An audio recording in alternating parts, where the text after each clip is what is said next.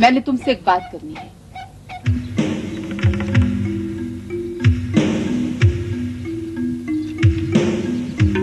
Gas ने बड़ी देर कर दी, तुम जाओ और देखो तो सही बात क्या है। मेरा ख्याल है आज उससे बात नहीं की जाए तो बेहतर होगा। मेरा ख्याल है कि आज उसे हमारे साथ जाना ही नहीं चाहिए। ये कोई इतनी आसान बात नहीं है मासल। इन हालात में कोई फैसला करना बहुत मुश्किल है। मेरा ख्याल है कि वो भी यही सोच रहा होगा। अगर उसने अपना इरादा बदल लिया है तो आप हमें साफ साफ बता दें। ऐसा नहीं हो सकता दानियाल, वो ना समझ नहीं, इतना जरूर जानता होगा कि अगर उसने हमारे साथ किए हुए वादे की पाबंदी ना की तो नताइज क्या होंगे। मुझे पता है कि इस किस्म के कामों में थोड़ी बहुत ताखीर हो जाती है, लेकिन मैं भी ज्यादा इंतजार करने के हक में नहीं।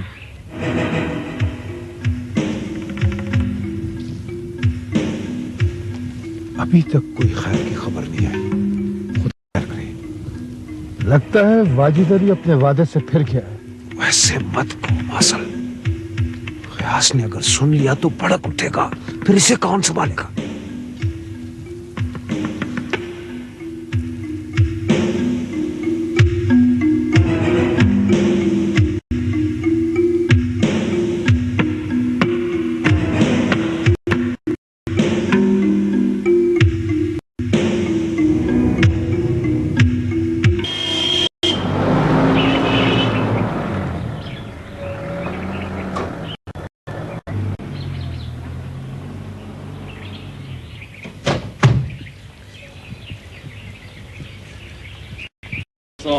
वालेकुम अस्सलाम। माफ कीजिएगा, मुझे आने में थोड़ी ताखीर हुई। दरअसल आखिरी लम्हे कुछ मसाइल पैदा हो गए थे जिन्हें हल करना बहुत जरूरी था। ऐसे मौकों पर ताखीर नहीं करनी चाहिए, बड़े शुकूक पैदा हो जाते हैं। मैंने इस सिलसिले में आपसे एक जरूरी बात करनी है। आप चंद लम्हों के लिए मेरे साथ अंदर तशरीफ ले आए तो बेहतर होगा।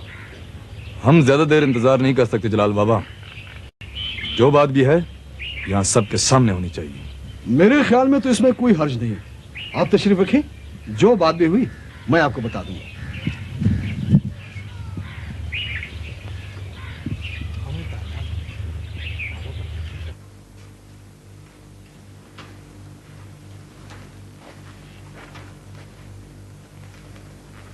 आप आराम करें, वो लोग जो ही आए आपको इत्ला कर दी जाएगी।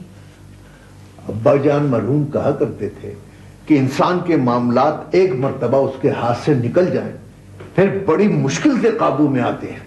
इंसान उनकी दलदल में फंसता ही चला जाता है। आप राफिया बेटी को घर आ लेने दें, फिर हालात भी काबू में आ जाएंगे। अल्लाह करेगा वो तो आ ही जाएगी,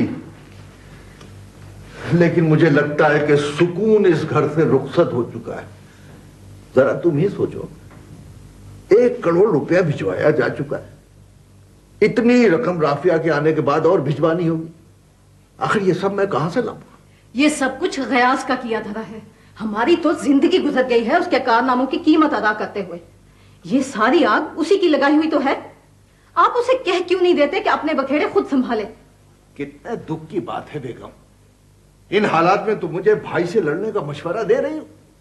आखिर मैं अकेला किस किस से लड़ूंगा? जरूरी तो नहीं कि बात लड़ झगड़ कर की जाए, बात आराम से भी तो की जा सकती है। झगड़े और फसाद की बातें आराम से नहीं की जा सकती। अब्बा जान मरहूम कहा करते थे, बहुत सारे मसाइल वक्त आने पर खुद ब खुद हल हो जाया करते हैं। ठीक है, आप इत्मीनान से इंतजार कीजिए वक्त आने का। मैं तो ये बताने आई थी, खैरुद्दीन कह रहा है तौसीफ अभी अभी गुस्से में बाहर निकला है। मैं डरती हूँ वाजिद अली के गांव में चला गया हूँ। वाजिद अली के गांव? तुमने मुझे पहले क्यों नहीं बताया? खैरुद्दीन, खैरुद्दीन, खैरुद्दीन! आपने ये फैसला करके मेरे साथ नाइंसाफी की है, मैं इसे कबूल नहीं कर सकती। बेगम शाहिद अली खान, हमने इंतहाई कोशिश की है कि सबके साथ इंसाफ हो। जब तक मेरे शौहर का कातिल गिरफ्तार नहीं होगा, इंसाफ के तकाजे कैसे पूरे हो सकते हैं? इंसाफ के तकाजे जरूर पूरे होंगे। फैज अहमद खान वादा कर चुका है कि गयास खुद को पुलिस के हवाले कर देगा। फैज अहमद खान से मुझे इंसाफ की तवक्को नहीं है। इस वक्त वो मजबूर है, इसलिए वादे कर रहा है। ये बात हम भी जानते हैं, मगर हमारे साथ किए गए वादों को तोड़ना इतनी आसान बात नहीं। आप लड़की हमारे हवाले कर दें। फैज अहमद खान ने जो वादा किया है उसे पूरा कराना हमारा काम है। मैं ऐसा नहीं कर सकती। तो फिर आपने अपने भाई को फैसला करने का इख्तियार क्यों दिया था? मैंने इसे फैसला करने का इख्तियार जरूर दिया था, अपने शौहर के सर की कीमत नहीं मांगी थी। ठीक है वाजिद अली खान, इस वादा खिलाफी की सजा अब तुम्हें भुगतना होगी। जलाल बाबा ठहरिए।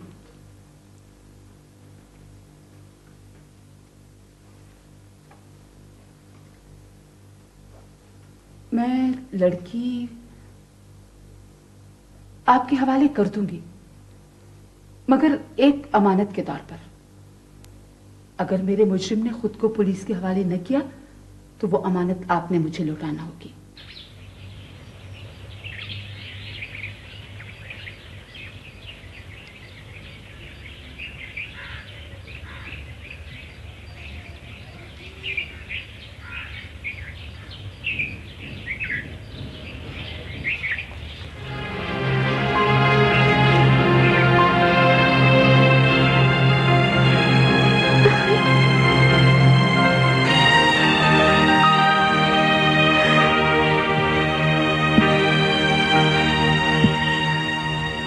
इसमें पूरे 1 करोड़ रुपए हैं।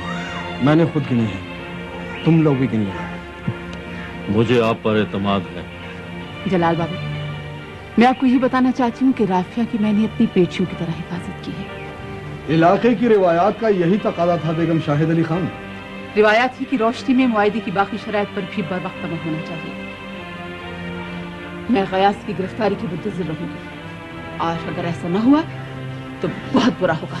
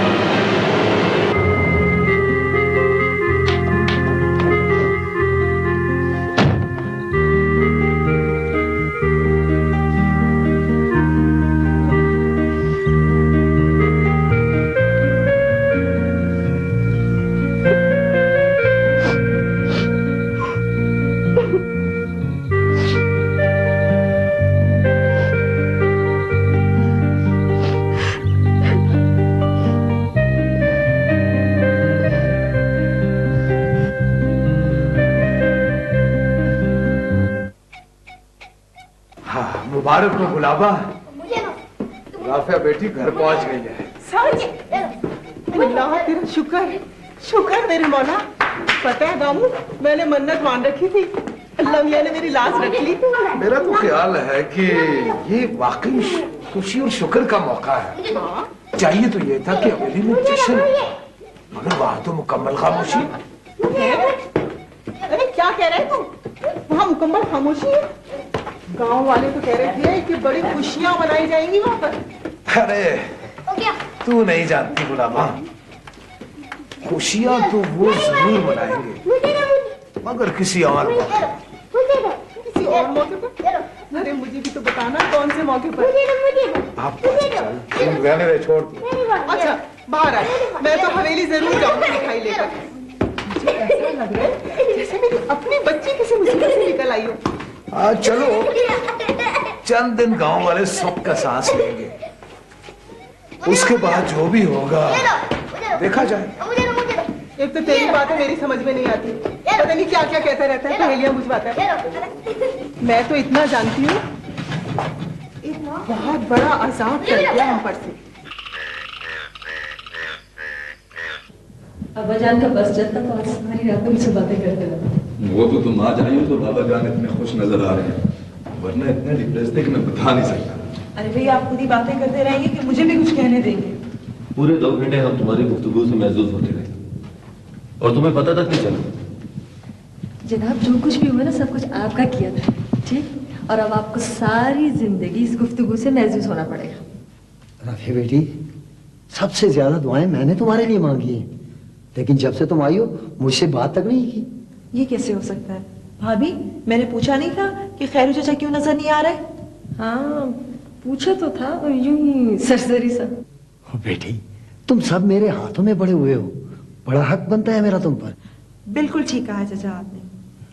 कल सुबह मैं और तौसीफ आपके साथ इकट्ठे बैठकर नाश्ता करेंगे और फिर मैं इतनी बातें करूंगी कि आप बोर हो जाएंगे। फिलहाल तो हम सब काफी से ज्यादा बोर हो चुके हैं। तुम बाज में आना तौसीफ। अच्छा चाचा, सुबह मुलाकात होगी। खुदा हाफिज।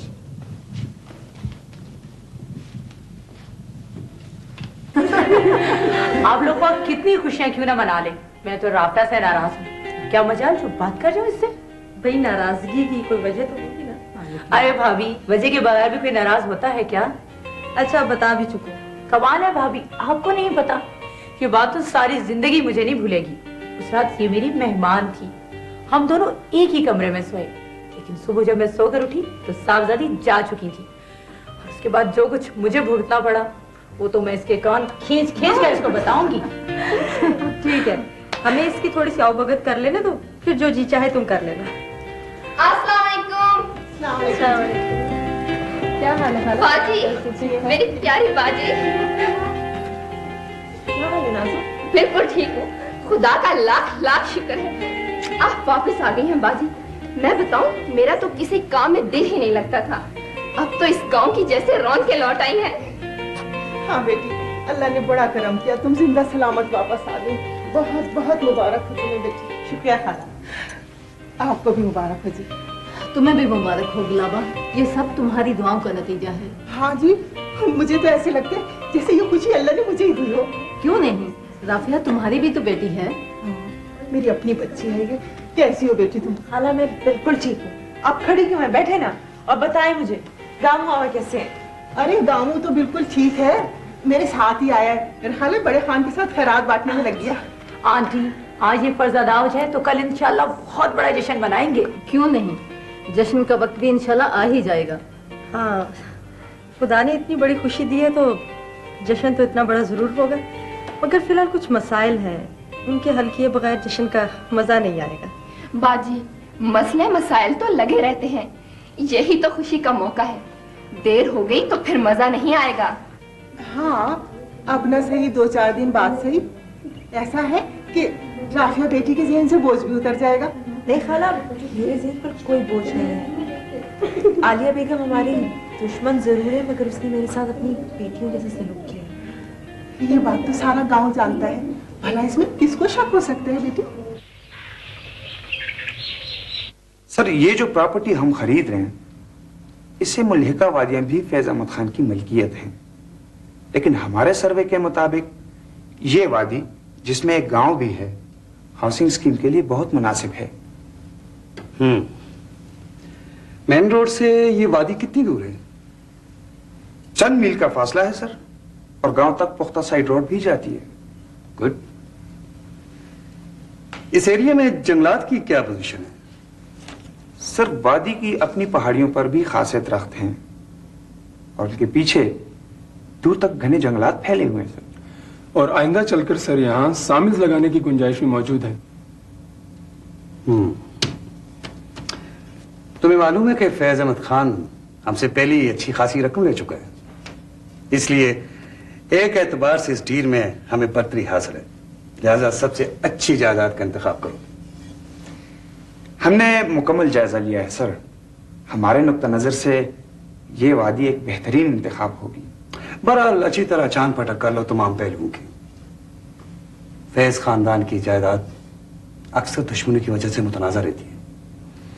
जी हाँ, ये वादी दरअसल शाहिद अली खान से खरीदी गई थी, अब कई सालों से ये फैज अहमद खान के पास है, और सुना है सर कि इसकी पूरी कीमत खरीद भी अदा नहीं की गई।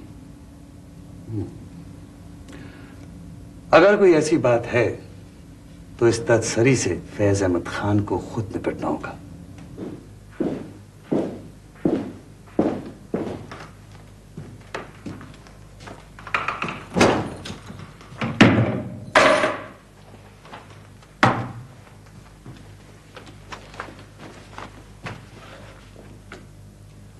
लगता है तुम्हें मेरे आने की कोई खुशी नहीं हुई। नहीं, ऐसे तो कोई बात नहीं, बहुत खुश हूं। जाहिर है अगर तुम खुश ना होते तो फिर इस तस्वीर को दोबारा फ्रेम क्यों करवाते? और इसके लिए तुम एक बहुत ही कीमती शुक्रिया के मुस्तहिक हो। चलो, शुक्र है तुमने कुछ तो मांगा। हाँ, दरअसल इस तस्वीर को शायद टूटना ही नहीं चाहिए था। देखो राफिया, बास चीजें इंसान को अपनी जिंदगी से भी ज्यादा अजीज होती हैं। उनमें से एक चीज इस तरह की तस्वीर भी होती है। तौसीफ, मैं इस तस्वीर को कभी ना तोड़ती, मगर उस दिन तुमने बात ही छोड़ो इन बातों को, कोई और बात करो। हाँ, बात तो मैं करना चाहती हूँ मगर डरती हूँ तुम फिर गुस्से में आ जाओगे।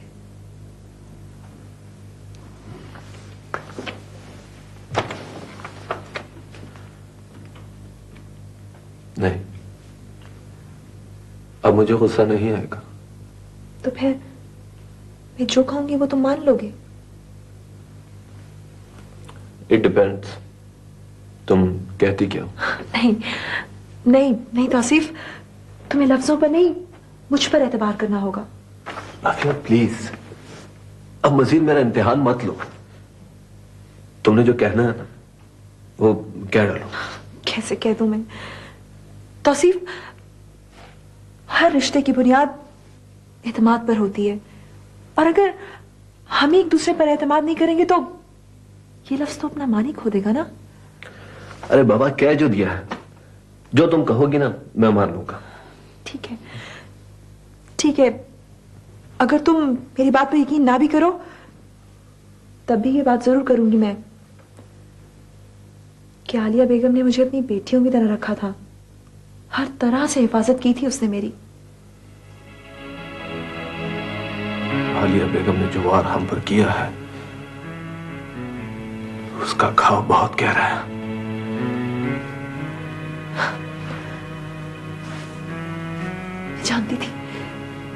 मैं जानती थी तौसीफ कि तुम मेरी बात पर यकीन नहीं करोगे। अगर मैं तुम्हारी बात को यकीन कर भी लूं तो इससे क्या फर्क पड़ेगा? आखिर मैं किस किस को तुम्हारा ये सच बताता फिरूंगा?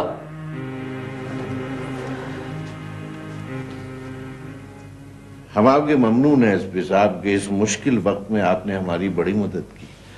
ये हमारा फर्ज है फैज अहमद खान साहब। खुदा का शुक्र है कि डॉक्टर राफिया जिंदा सलामत घर लौट आई हैं। अरे साहब, इस जमाने में फर्ज का एहसास बड़ी शय।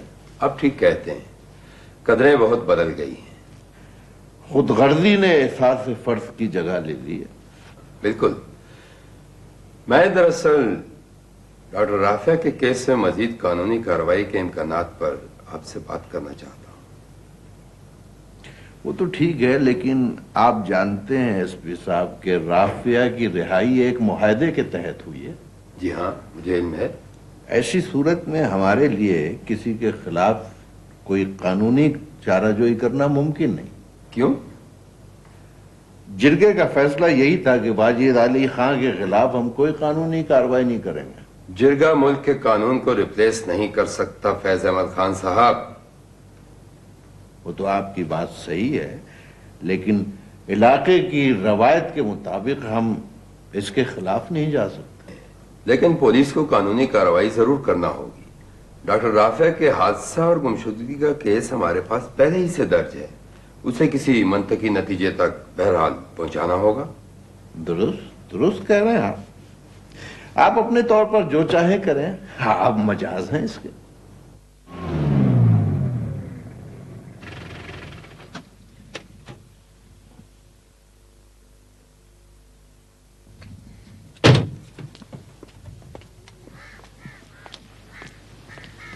अस्सलामुअलैकुम बेगम साहब। फाजा खान तो शहर गए हैं जी।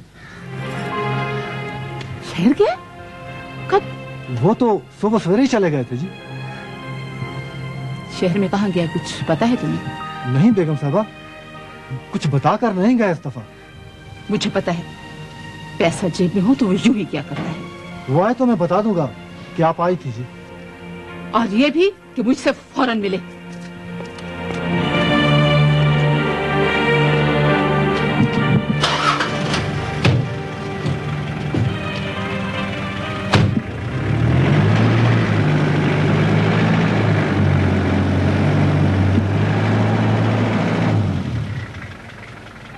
देखो तो सही, कितनी दिलकश वादी है ये, और इसकी हरियाली का तो कोई जवाब ही नहीं। जानता हूं, लेकिन अब इसकी कीमत लग चुकी है।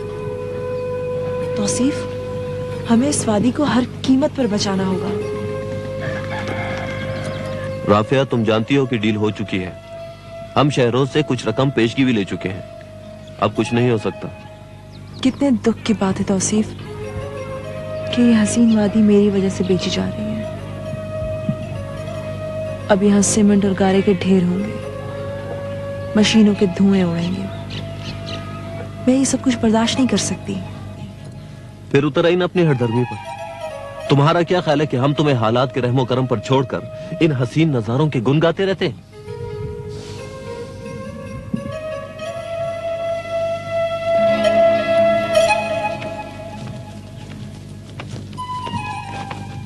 अस्सलाम वालेकुम। कैसी हो राफिया बेटी? ठीक है। अरे तौसीफ बेटा, बड़े दिनों के बाद चक्कर लगाया। क्या करूंगा मामा, कामकाज से फुर्सत ही नहीं मिलती। ये इसरार है, बड़ा मेहनती लड़का है। आजकल फारिश वालों के लिए दरख्त लगाता है। कहो कैसे हो? अपने काम से खुश तो हो? बहुत खुश हूँ जी। दरख्त लगाना तो मुझे बहुत अच्छा लगता है जी। अब तक इस इलाके में बेशुमार दरख्त लगा चुका हूँ जी मैं। ये तो बहुत अच्छी बात है, मगर तुम ये दरख्त क्यों लगाते हो?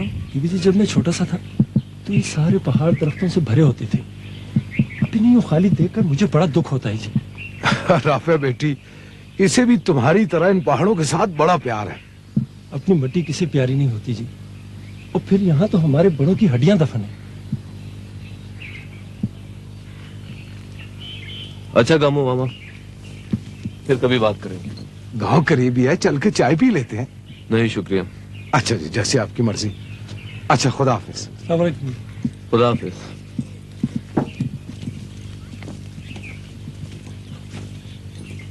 लगता है लोग इतनी आसानी से गांव को बिकने नहीं देंगे। इस जागीर के मालिक हम हैं, ये नहीं। जब हमारा जी चाहेगा हम इसे बेच डालेंगे। और ये कौन होते हैं हमारे रास्ते में आने वाले?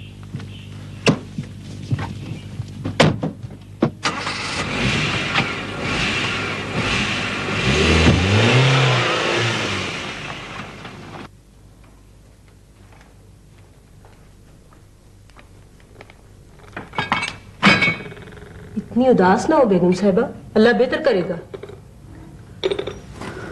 वाजिब ने जो कुछ मेरे साथ किया, उसका मुझसे ये तवक्को नहीं थी। वाकई खान ने बहुत ज्यादती की है। ज्यादती? ये तो सरासर जुल्म है। मेरे बच्चों ने 10 साल तक जिस कर्जे की वसूली का इंतजार किया, जब वो मिला तो उनका मामू ले गया। किसे पता था बेगम साहिबा कि खान ऐसा करेगा? मेरा तो वजूद हिलकर रह गया है। न तो गयास ने गिरफ्तारी दी और ना ही फूटी कोड़ी हाथ आई। सारी प्लानिंग और मेहनत पर पानी फिर गया। लगता है शायद अली खान आज मरा है। बेगम साहिबा, शायद खान को एहसास हो जाए, शायद वो वापस आ जाए। मुझे पता है वो सारा पैसा पानी की तरह अयाशी पर बहा देगा। उसकी करतूत कौन नहीं जानता। बहरहाल आप हौसला रखें। अभी तो फैज अहमद खान ने 1 करोड़ रुपया और भिजवाना है। क्या पता फैज अहमद खान अब क्या करता है। मैंने तो सुना है आपको पैसे देने के लिए फैज अहमद खान अमनकोट गांव भेज रहा है। अमनकोट? ये कैसे हो सकता है? गांव में तो यही अफवाह है। कहते हैं शरोज खान ने 2 करोड़ में पूरी वादी का सौदा किया है। मगर ये कैसे मुमकिन है? अमनकोट में तो हमारे खानदान का हवाई कब्रिस्तान है। शाहिद अली खान की कब्र है। शाहिद अली खान के दुश्मन उसकी कब्र का सौदा नहीं कर सकते, कम से कम मेरे होते हुए नहीं। फैज अहमद खान, मैं ये पूछने आया हूं कि गयास कब तक खुद को हवाले पुलिस करेगा? मैंने उसे मुआहदे की शराइत से आगाह कर दिया है। हम मुआहदे पर अमल दरामद के बारे में बहुत मुतफक्किर हैं। शाहिद अली खान की फैमिली भी दबाव डाल रही है। मुझे खुद इस बात का एहसास है, मगर हमारे साथ जो कुछ हुआ है उसके बारे में आप लोग क्या कर रहे हैं? जिरगे का पैगाम यह है कि आइंदा 10 दिनों के अंदर गयास खुद को हवाले पुलिस करेगा। यही मुआहदा हुआ था। मजीद मामलात के बारे में मैं कुछ नहीं कह सकता। ठीक है, मैं ये बात गयास से डिस्कस करूंगा, मगर हमारी इज्जत पर जो हमला हुआ है उसे आप नजरअंदाज नहीं कर सकते।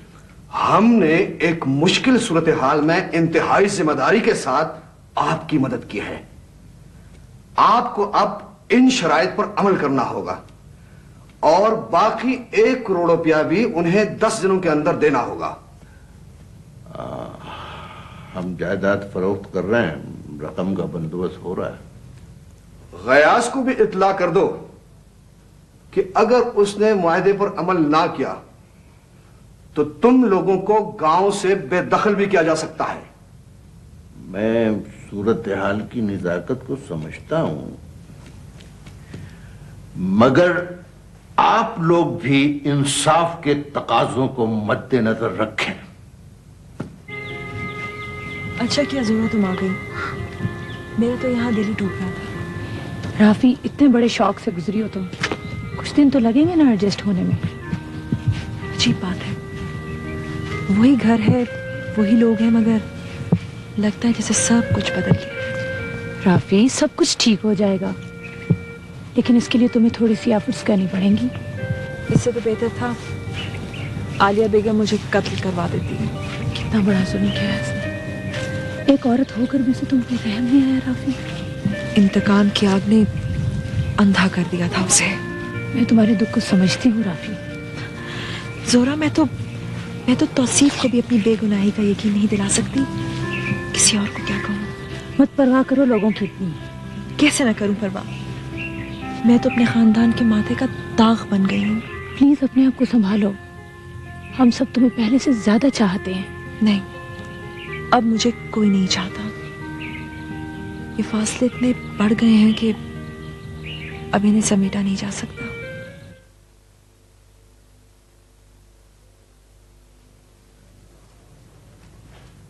अस्सलाम वालेकुम गयास खान। वालेकुम सलाम। क्या हाल है? खाना खाओगे?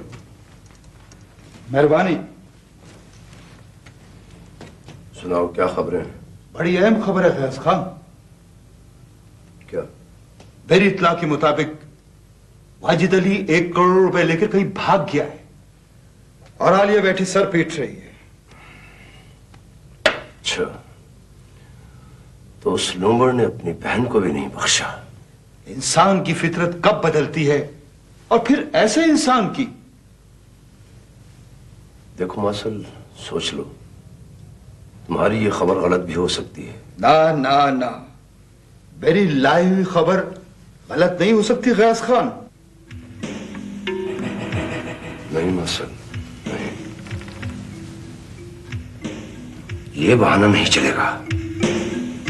बहाना? क्या मतलब? मतलब यह कि मुझे वाजिद अली खान का सब चाहिए।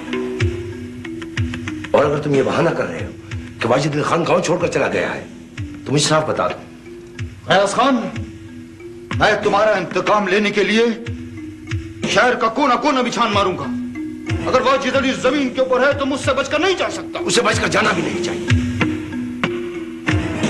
पूरे 1 करोड़ का आदमी हो गया है। हाँ, अब उसे ढूंढना और भी जरूरी हो गया है।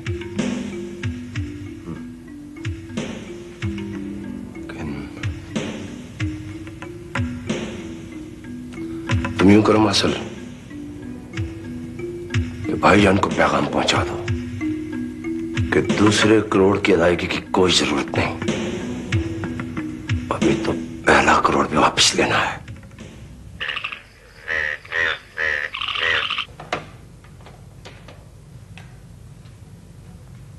हाँ, खैरुद्दीन, बड़े खान बाहर तो नहीं गए? जी, अभी अभी उन्होंने मेहमानों को रुखसत किया है। ऊपर ही गए हैं, गाड़ी में कहीं होंगे जी। अच्छा ठीक है, मैं खुद ही देख लेती हूँ।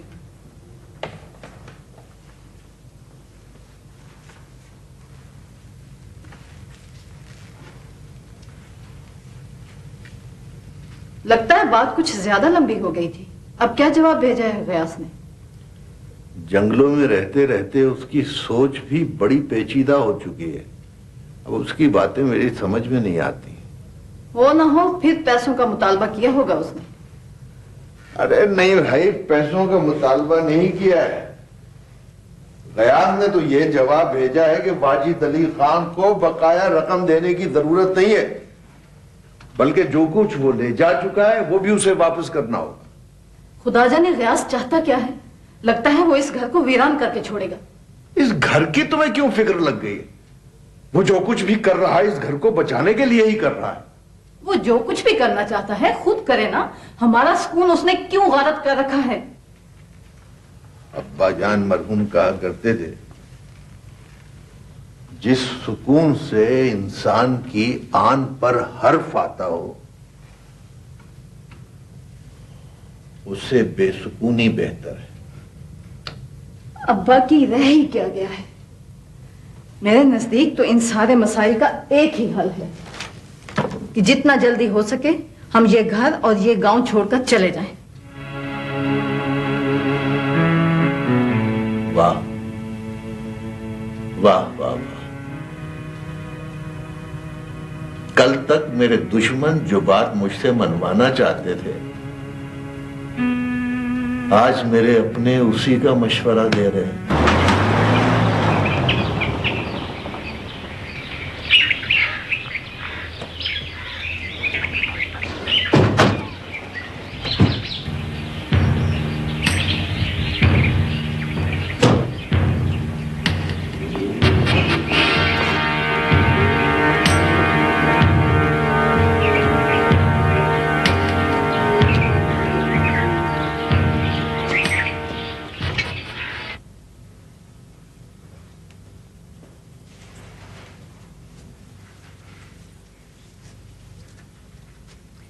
मेरा नाम आलिया बेगम है।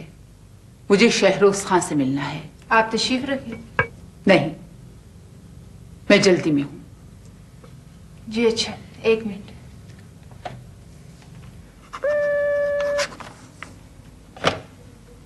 यस सर, एक खातून आलिया बेगम आपसे मिलना चाहती हैं। आलिया बेगम? ठीक है, भिजवा दो। Okay sir. आइए तशरीफ रखिए।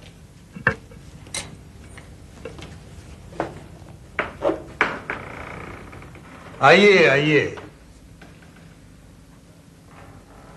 आज आपने कैसे ज़हमत की? तशरीफ रखिए। मैं आपको सिर्फ ये इत्तला देने आई हूं कि अमनकोट मेरे मरहूम शौहर शाहिद अली खान की जागीर है। इसे ना तो कोई बेच सकता है और ना ही कोई खरीद सकता है।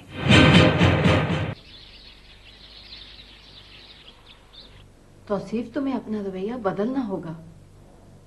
अम्मी जान, आप भी मुझे ही ब्लेम कर रही हैं। मैं तुम्हारे रवैये की बात कर रही हूँ। राफिया के साथ तुम्हें इतनी सख्ती नहीं करनी चाहिए। अम्मी जान, आप नहीं जानती, वो खुद मुझे ऐसा करने पर मजबूर करती है। जानबूझकर इश्तियाल दिलाती है मुझे। जब वो मेरी तरफ देखती है तो उसकी आंखों में नफरत होती है, और जब बात करती है तो उसका लहजा तल्ख होता है। आखिर मैं ये सब कैसे बर्दाश्त करूं? नहीं बेटा नहीं, राफिया बड़ी समझदार लड़की है, लेकिन बदकिस्मती से वो एक ऐसे हादसे का शिकार हो चुकी है जिसके सदमे से निकलने के लिए उसे कुछ वक्त चाहिए। मैं जानता हूं उसके साथ जो कुछ हुआ है, और इसीलिए मैं उस शख्स से नफरत करता हूं जो इस हादसे का जिम्मेदार है, जिसके करतूतों की वजह से आज हम ये दिन देख रहे हैं। तुम हद से बढ़ रहे हो तौसीफ। मत भूलो कि गयास अहमद खान तुम्हारे ससुर ही नहीं, तुम्हारे चचा भी हैं। उनका एहतराम फर्ज है तुम पर। अम्मी जान, उसके दुश्मन मेरी बीवी को उठाकर ले गए और कई दिनों तक अपने घर में रखा, और आप कहती हैं कि मैं एहतराम करूं उसका? अगर मेरा बस चले तो मैं हर उस चीज को अपनी जिंदगी से निकाल दूं जिसका उससे ताल्लुक है। तौसीफ, तुम जानते हो कि तुम क्या कह रहे हो? Yes, I mean it. तुम्हें खुले लफ्जों में समझाना पड़ेगा। आओ बैठो यहाँ, आओ।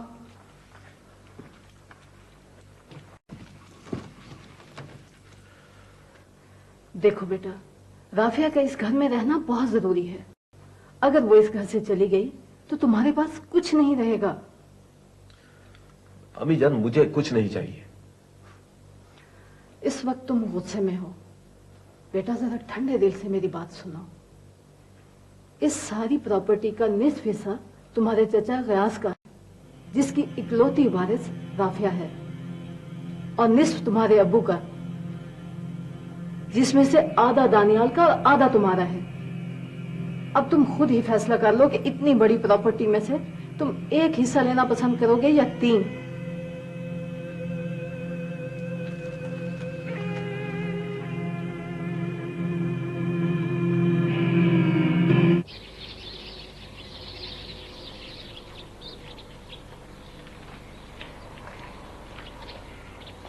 बेगम साहबा ने बड़ी देर कर दी है।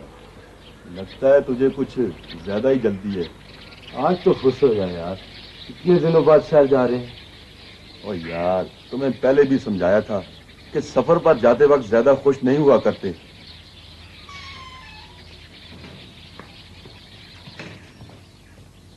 सामान गाड़ी में रख दिया जी। ठीक है।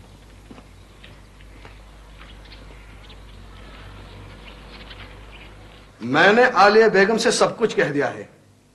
अब आपने गयास को हर हाल में गिरफ्तार करवाना होगा, वरना हमारे मुजरिम आप होंगे।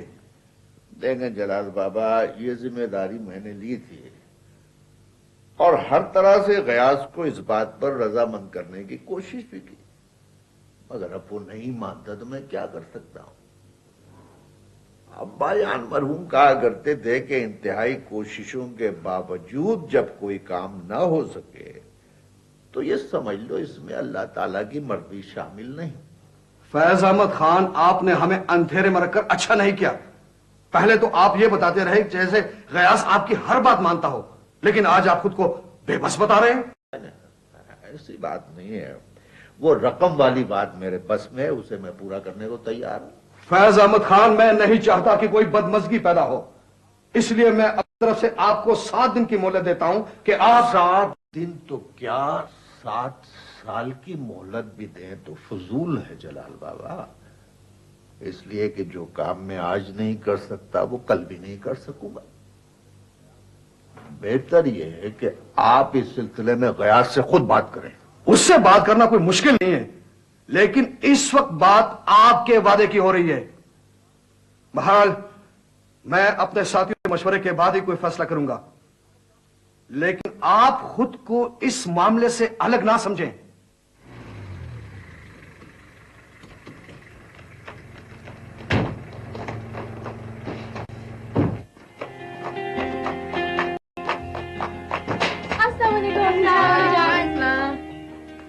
क्या हाल है? ठीक है अम्मी जान, हम तो काफी देर से आपका इंतजार कर रहे थे। अब तो हम मायूस हो गए थे। अरे बेटा, शहर तो मैं कब की पहुंच चुकी थी। तुम लोगों के लिए शॉपिंग करने में देर हो गई। आलिया, अस्सलाम। देखो तुमसे कहा भी था कि पहले यहाँ आ जाएंगे, फिर इकट्ठे शॉपिंग करने जाएंगे। अम्मी जान, इस मर्तबा आपको कम से कम 1 महीना यहाँ रहना पड़ेगा, वरना क्या? वरना हम दोनों आपके साथ गाँव चले जाएंगे। अरे बेटा, अभी इतनी ढेर सारी बातें यहाँ खड़े खड़े तो नहीं हो सकती ना। चलो अंदर चलो। आओ। चलो।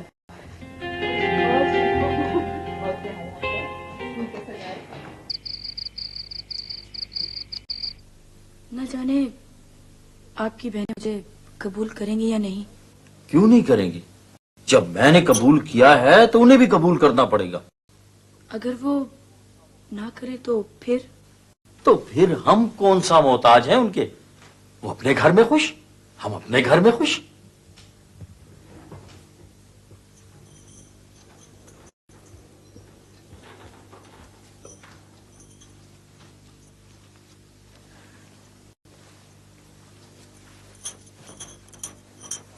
ओह नगीना, ये तुम क्या फजूल बात लेकर बैठ गई हो? मैंने तुमसे शादी की है और अपनी मर्जी से की है। अगर किसी को नापसंद हो तो हमें क्या। देखो नगीना, तुम खामखा उदास हो रही हो। मेरी बहनें ऐसी नहीं हैं।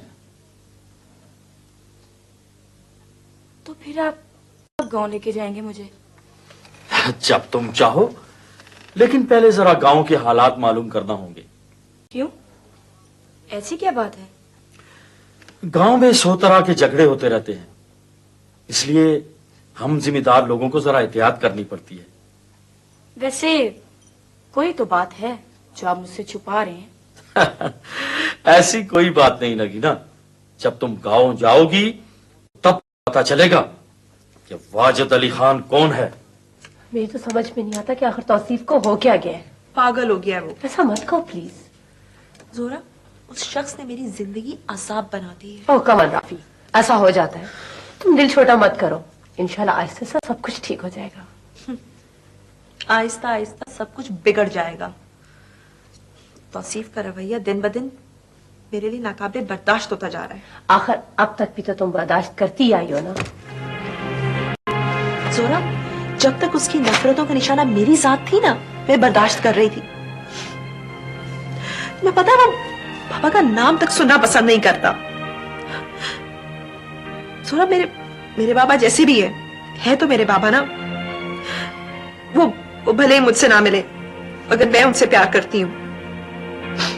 और तौसीफ, उसे तो किसी बात का एहसास ही नहीं है, मगर मैं उसे एहसास दिला कर रहूंगी। मैं गामू मामा के पास जाऊंगी, उनसे सब कुछ कह दूंगी कि वो बाबा को बता दे कि जिस घर की शान शौकत के वो रखवाले बने बैठे हैं, वही लोगों ने कातिल और दगाबाज समझते हैं। जी क्या कह रही हो राफिया तुम? मैं ठीक कह रही हूँ, मैं ऐसा ही करूंगी। बाबा समझते हैं कि मैं बहुत खुश हूं, मगर मैं उन्हें बता दूंगी कि मैं किस तरह सिसक सिसक के जी रही हूँ। नहीं राफिया, तुम्हारे बाबा पहले ही दुखी हैं। तुम उन्हें ये बातें बता के मजीद परेशान कर दोगी। इसके सिवा मेरे पास कोई चारा नहीं है। पछताओगी तो? कोई बात नहीं। राफी, झगड़ा तुम्हारा और तौसीफ का है, लेकिन तुम्हारी इस हरकत से नुकसान सबको पहुंचेगा। तुम क्यों नहीं सोचती कि उस घर में तौसीफ के अलावा भी लोग रहते हैं? फैज अंकल कितना चाहते हैं तुम्हें, बाप बनकर पाला है उन्होंने तुम्हें। आंटी को तुम मम्मी कहती हो, तो क्या सिर्फ एक तौसीफ की वजह से वो सारे रिश्ते खत्म करोगी तुम? कितना दुख पहुंचेगा उन्हें तुम्हारी इस बात से।